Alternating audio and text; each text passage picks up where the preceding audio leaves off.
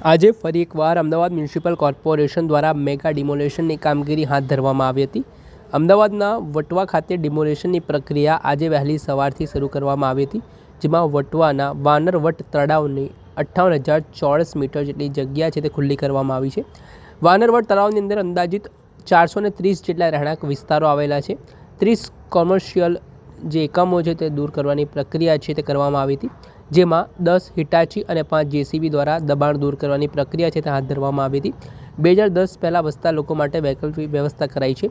તળાવનું interlinking કરવાનું હોવાથી દબાણ દૂર કરાયું છે. વાનરવટ તળાવ, મહાલક્ષ્મી તળાવ, રોપડા તળાવનું ઇન્ટરલિંકિંગ કરવામાં આવશે. ત્યારે થોડાક દિવસ પહેલાં ઈસનપુરમાં પણ આ જ પ્રકારે મેગા ડિમોલેશનની કામગીરી હાથ ધરવામાં આવી હતી. તે રીતે અલગ અલગ જે શહેરના વિસ્તારો છે ત્યાં અમદાવાદ મ્યુનિસિપલ કોર્પોરેશન દ્વારા ડિમોલેશનની કામગીરી હાથ ધરવામાં આવી રહી છે. જે ગેરકાયદેસર દબાણો છે તેને દૂર કરવામાં આવી રહ્યા છે.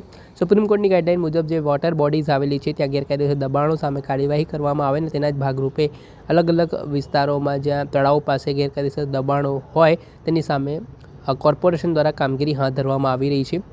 ત્યારે આજે અમદાવાદના વાનરવટ તળાવ જે વટવા ખાતે આવેલું છે ત્યાં આ મોટી કાર્યવાહી છે તે હાથ ધરવામાં આવી હતી, જ્યાં સ્થાનિક પોલીસના ઉચ્ચ અધિકારીઓ, કર્મચારીઓની સાથે અમદાવાદ મ્યુનિસિપલ કોર્પોરેશનના કર્મચારીઓ અને અધિકારીઓ પણ ઉપસ્થિત રહ્યા હતા અને તમામ અધિકારીઓની હાજરીમાં છે તે આ દબાણ છે તે દૂર કરવામાં આવ્યા છે. ત્યારે આગામી સમયમાં આ પ્રકારે જે વોટર બોડીઝ હોય કે અન્ય બાબતો હોય તેમાં દબાણની દૂર કરવાની કામગીરી એમસી દ્વારા કરવામાં આવશે તેવું જણાવાયું છે.